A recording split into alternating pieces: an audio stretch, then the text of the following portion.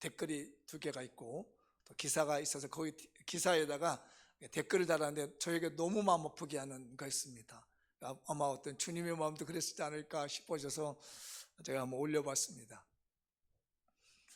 한번 잘 보이나요? 네, 거기 보면 인터넷 구글이라고 하는 곳에 검색한 내용이에요. 지난 화요일 날 오후 한 2시경인가에 검색을 했습니다. 교회 공동체에서 200여 명 집단 감염했다. 그 중에 92%가 백신 미접종자들이 있다. 천안에 대한 내용인 충남 천안시에 대한 내용인데 그런 쭉 설명을 했더니 댓글들을 쭉 적었어요. 근데 누가 이렇게 비웃었더라고요, 교회를. 보이나요? 안 보이시나요? 제가 제목은 참 못 읽겠더라고요. 우리 주님을 비웃는 거였습니다. 교회도 비웃고 우리 주님을 비웃는 건데, 나병을 고치셨다는, 또 안진뱅이를 고쳤다는 이런 투로 얘기를 하면서 이렇게 비웃는 내용의 그 댓글이 있었습니다. 굉장히 제가 마음이 아프더라고요. 우리 교회가 욕먹는 것도 그렇지만 우리 주님마저, 기적을 행하신 주님마저 함께 같이 욕먹는 모습을 보고 마음이 참 편치 않았습니다. 그 다음에 이제 조금 그다 내시경이라고 적어놨거든요. 21일 환자가 내시경에 제가 인천에 이제 일어났던 일이었습니다. 확진자 다니는 교회 오미크론 집단 감염 의심 동아일보에서 나왔는데요. 우리 인천 내 일입니다. 그랬더니 그래도 뭐라고 썼냐면 미련하고 무식한 고십센 집단 X 독교, 뭔 말인지 아시죠? X족들은 뭔지 아시죠? 이렇게 우리 교회와 성도 또 예수님의 이런 부분들을 우리 시대가 아마 요즘만큼 많이 욕먹는 일이 없지 않았나 싶어져요. 코로나 터지고 정말로 제일 타겟이 되고 제일 많이 욕먹고 비난받았던 단체가 우리 교회가 아니었나 싶어지며 마음이 좀 아팠습니다. 그런데 이런 과정을 왜 제가 이렇게 일부러 검색했냐면 말씀의 흐름 때문에 그런 거죠. 근데 이게 오늘날 시대에만 그러는 것이 아니라 우리 기독교 역사 자체가 이런 흐름 속에서 진행되어 왔다는 점을 말씀을 드리고 싶은 거예요. 그러니까 구약 성경에도 그렇습니다. 신약에도 그렇고 지금도 그렇고요. 성경에서 보면 이런 비웃음, 예수님과 관련돼서 비웃는 사건들, 비아냥거리는 거, 조롱하는 거, 조소하는 것은 너무너무 다반사가 되어 있고 너무나 당연한 형태로 이루어지게 되는 거죠. 그래서 제가 구약에서 일어났던 3가지 사건과 이 예수님이 어떻게 그 조상 때부터 비난을 받게 되었는지 그 흐름을 좀 말씀을 좀 드려보도록 할게요. 한번 읽어보도록 하죠. 우리 구주 예수 그리스도 탄생은 구약 사람들이 비아냥거리고 폄훼하는 이새의 아들이라는 비웃음에서부터 시작하셨습니다. 한 번 더 시작. 우리 구주 예수 그리스도 탄생은 구약 사람들이 비아냥거리고 폄훼하는 이새의 아들이라는 비웃음에서부터 시작되었습니다. 오늘 제목이 이새의 아들입니다. 이새의 아들이라는 말이 굉장히 비아냥거리는 말이에요.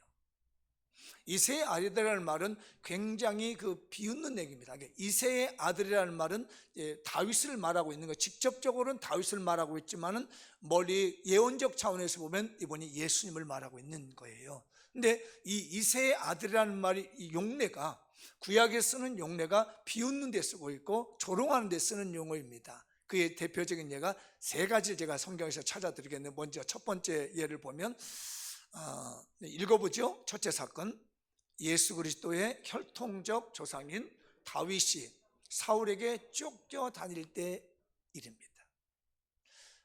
제가 자세히 설명드리지 않겠습니다. 다윗이 사울의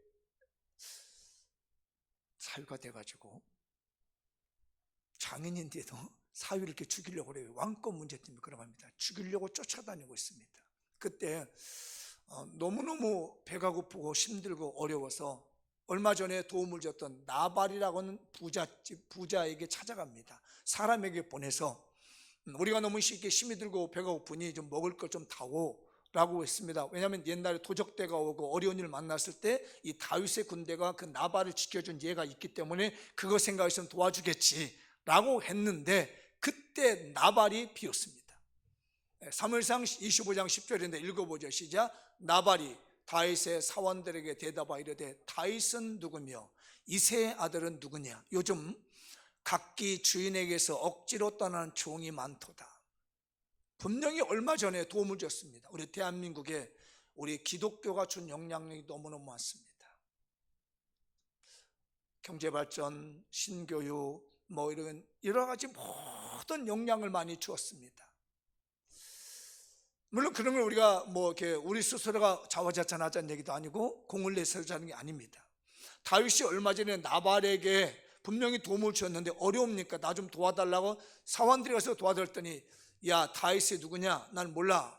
웃기는 소리 하지만 나 그런 사람 몰라. 이새의 아들? 그게 뭐야? 이새는 다윗의 아버지 이름이거든요. 아버지 이름을 들어가지고 아들을 비난하는 거예요. 조롱하는 내용이에요.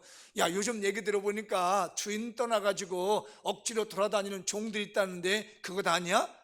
이게 얼마나 정말 기분 나쁜 얘기냐고. 도움을 주었는데 모른 채 하면서 저는 이거 볼 때마다 속이 뒤집어집니다. 아직도 사람이 덜 못됐나 봅니다. 아직 저는 예수님의 사람이 덜 못됐는지 너무 속이 뒤집어지는 거예요. 아니, 도움을 방금 전에 주어서 좀 도와달라고 그랬더니 야, 다윗이 뭐야? 이새의 아들? 그게 누군데? 요즘 말 들어보니까 주인 떠난 종들이 돌아다니는데 그런 사람 중에 하는 거 아니면서 비웃더라는 겁니다. 그게 바로 이새의 아들이라고 하는 비아냥거리는 얘기예요. 기독교? 그게 뭐야? 사회에 영향을 미치고 바이러스 같은 거, 바이러스의 어떤 악영향을 미치고 전염병 같은 것들, 그까짓 것도 뭐해서 뭐해? 성탄절? 그것들은 뭐해? 뭐해서 뭔 일을 하는 거야? 이렇게 하는 요즘 비난하는 사회와 유사하게 이 다윗의 시에도 예수님의 혈통적 조상인 다윗에게도 역시 동일한 비웃음이 있었다는 거예요. 그 다음에 두 번째 사건은 읽어보죠. 시작. 다윗이 왕권을 잡고 통치할 때 사울 왕의 소속 지파 베냐민 지파 사람 세바가 다윗을 이새의 아들이라며 비아냥거립니다. 이제 세월이 흘러갔습니다. 사울이 죽었어요. 이 다윗이 왕권을 잡았습니다. 그런데 아직 이 베냐민 지파에 있는 사람들, 사울이 베냐민 지파이기 때문에 아직 동화가 안 됐어요. 그래서 다윗을 왕으로 인정하지 않습니다. 다윗이 헤브론에서 왕이 돼서 7년을 거하고 또 33년 동안은 예루살렘에서 통치를 하는데 이제 나라를 전체적으로 통합해서 하나 된 통일된 나라를 이끌어가는데 이 베냐민 지파 사람들이 안 받아들이고 계속 비웃는 겁니다. 그때 마침 그 예루살렘으로 가는 길에 이 세바라고 하는 베냐민 지파 사람이 다윗을 만난 겁니다. 그래서 비웃는 얘기를 합니다. 읽어보도록 하죠. 사무엘하 20장 1절 시작. 마침 거기에 불량바 하나가 있으니 그의 이름은 세바인데 베냐민 사람 비그리의 아들이었더라. 그가 나팔을 불며 이르되 우리는 다윗과 나눌 분깃이 없으며 이새의 아들에게서 받을 유산이 우리에게 없도다. 이스라엘아 각각 장막으로 돌아가라 하며. 무슨 다윗이 우리 왕이냐는 얘기예요. 이새의 아들 그까짓 게 뭐야? 헤이, 저건 별것도 아닌 것이 지가 왕이라고 까불어? 웃기고 있네 라고 하면서 비아냥거릴 때 썼던 단어가 이새의 아들인 거예요. 왕으로 인정 안 하겠다는 겁니다. 만왕의 왕으로 오신 우리 예수 그리스도이신데 예수 그까짓 게 뭔데? 아까 제가 댓글에서 보였잖아요. 나병을 고쳐? 무슨 안진병을 일으켜? 그런 병신이 어디 있어? 이렇게 비웃었던 게 첫 번째 댓글이에요. 그 비웃음이 우리 시대만 있는 것이 아니라 다윗의 그 예수님의 조상이었던 다윗을 향해서도 이 세바라는 비그리의 아들 세바가 그렇게 비아냥거려요. 어쩌면 여러분들 요즘 교회 다니면 비웃음 다니지도 몰라요. 한때 여러분 성경책 들고 다니기도 아마 창피했을 겁니다. 여기서 코로나 터졌네 저기서 터졌네니까 아주 교회를 무슨 범죄 집단 만들어 놓고 감염증 집단으로 만들어 놓는 거예요. 우리 아이들이 아마 인식 그럴 겁니다.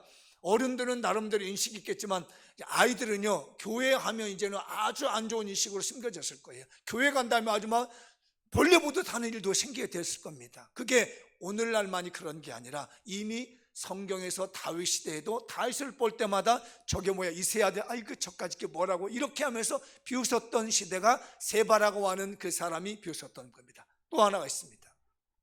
세 번째 사건인데 한번 읽어보죠. 솔로몬 왕 이후 유다의 르호봄과 북이스라엘의 여로보암이 분쟁하여 왕국이 분열됐습니다. 아시죠? 솔로몬의 아들이 르호보암인데 이 사람이 정치를 잘 못해요.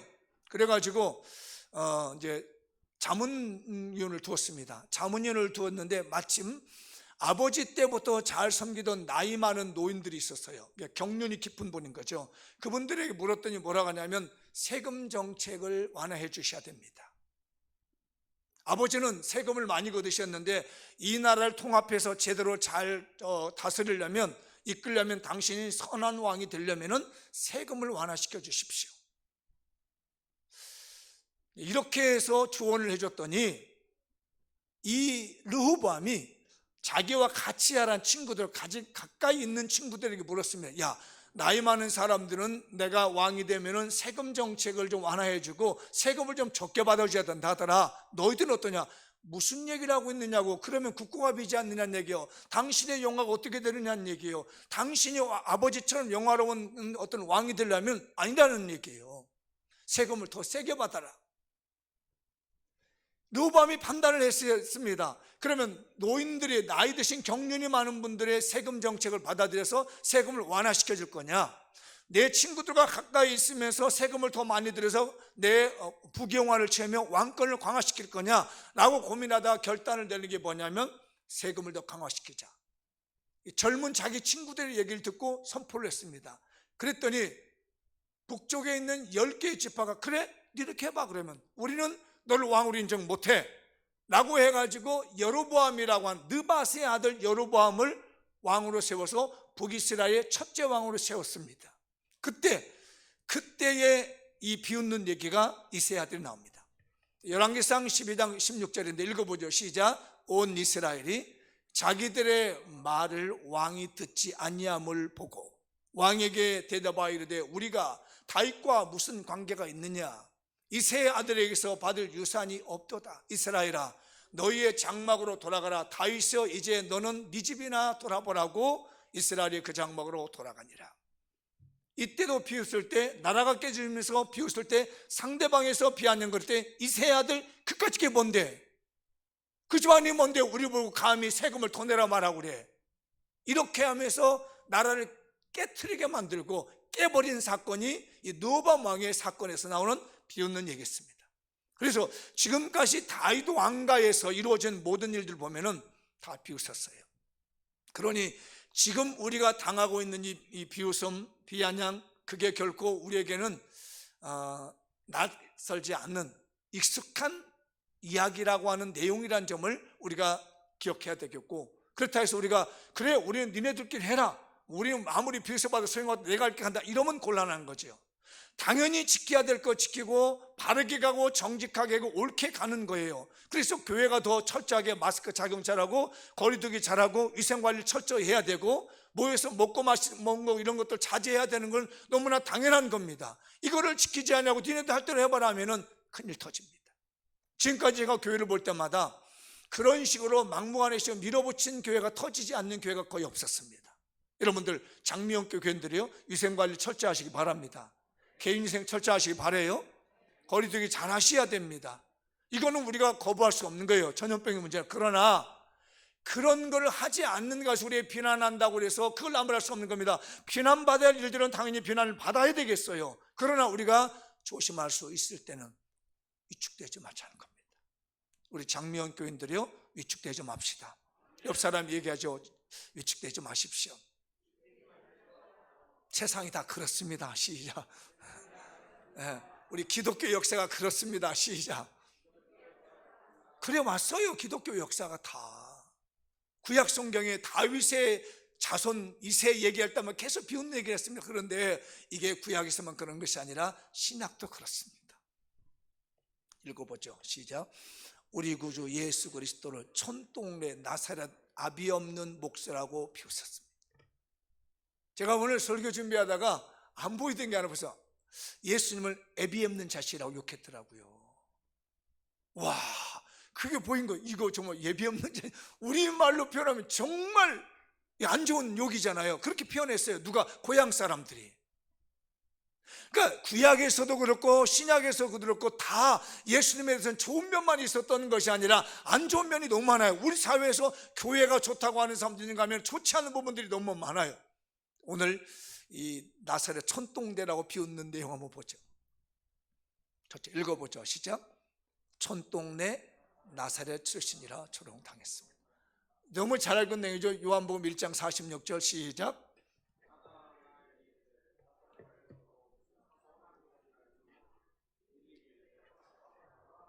그렇죠? 빌립이 전도를 했습니다. 예수님을 전했습니다. 나사렛 예수를 했더니 나사렛? 그 그깟 촌동네? 아이 그 싸구려 동네에서 뭐가 나와? 인물 나와? 하면서 비웃었습니다. 나다나엘은요 상당히 지식이 생긴 사람입니다. 보통 그 무화과 나무에서 묵상하는 사람들은요 성경에 이제 무화과 나무에서 나다나엘이 예수를 만나게 되거든요. 이 시대 예수님께서 무화과 나무에서 이렇게 묵상하는 걸 뭐냐면 지식층들이 토라를 묵상하는 거예요. 기도하는 겁니다. 아무나 무화과 나무 밑에서 이렇게 묵상하는 게 아니에요. 신앙심이 깊고 지식층인 사람들이 무화과 나무 밑에서 이렇게 묵상하고 있는 겁니다. 그러다가 예수를 만난 거니까 자기 생각에는 나사렛? 그까짓 거 뭐야? 그 동네에서 촌동네에서 싸구려 동네에서 옛날에 우리 인천 지역에서 만수동 하면 어디 인천 토박이 되신 분 어때요? 제가 얘기 들었습니다. 인천 아유 닭동네는 동생 화장터 있는 동생 제가 인천 분에 있는 분들이 들었습니다. 아유 그 만수동 이러더라고요. 나사렛이 그렇습니다. 서울 하면 옛날에 아시죠? 아이 그 무동 이랬습니다. 달동네. 옛날에 저희 교회에 한번 그 서울대 교수님 한번 사회복지 세미나 할 때 그 한번 초청했던 분이 있는데 그분이 와서 그러더라고요. 저한테 목사님 제가 학교 다닐 때 60년대였나 봐요. 서울대에서 사회조사를 내보내더래요. 그 보낸 곳이 인천은 만수동이한테 빈민가 그리고 서울은 그 금호동. 지금은 금호동 분들은 뭐 완전히 달랐습니다. 옛날 얘기하는 거죠. 오늘 설교 듣고 금호동 분들이 나한테 황의절 할까 본데 걱정이 되는데 옛날에 그랬다고. 또 우리 만수동이 들썩들썩 할지 몰라. 우리를 비웃다니 요즘은 말 한마디가 참 어려워. 옛날에 그랬다는 거예요. 옛날에 지금 나사렛이 그러는 겁니다. 그 팔레스타인 가나안 땅에서 촌동네 싸구려 동네 참 허름한 동네로 인정받. 그 동네에서 뭐가 나와? 어림도 없지 라고 하면서 비웃었던 거예요. 그 다음에 여기입니다. 저희 두 번째는 읽어보죠. 시작. 아비 없는 몫이라고 거부당했습니다. 자, 마가복음 6장 3절을 잘 읽어보세요. 왜 제가 아비 없는 몫이라고 얘기하는지 이제 눈 크게 뜨고 읽어보세요. 시작. 이 사람이 마리아의 아들 목수가 아니냐? 야고보와 요셉과 유다와 시몬의 형제가 아니냐? 그 너희들이 우리와 함께 여기 있지 아니하냐고 예수를 배척한지라.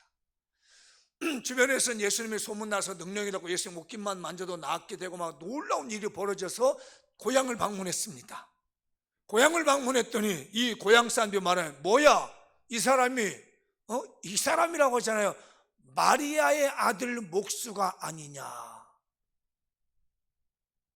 여러분 예수님의 육신의 혈통적 아버지 이름이 뭐죠? 요셉이에요. 그러면 분명히 성경의 전통을 보면요 아버지 이름을 냈어요. 아까도 욕할 때 누구를 들었어요? 이새의 아들이라고 했어요. 근데 여기는 아예 아버지도 빼버렸어요. 지금 세대는 이해를 못할 수 있지만 우리가 30년 전으로 돌아가도요 누구 집 자손이라 물으면 아버지를 얘기했어요. 어머니 얘기 안 했습니다. 나빠서가 아니고요. 그런데 지금 요셉 얘기 안 합니다. 빼버립니다. 엄마 얘기 들으면 있습니다. 아주 예수님을 깡그리 무시하고 있는 태도예요. 정말 고향 사람들이 예수님을 아주 우습게 여기고 배척하는 겁니다. 그깟 게 뭔데? 목숨밖에 더 되는 게 뭐 있어? 제가 배운 게 뭐 있어? 내가 애깨깨 고을 때 다 봤는데 미안합니다.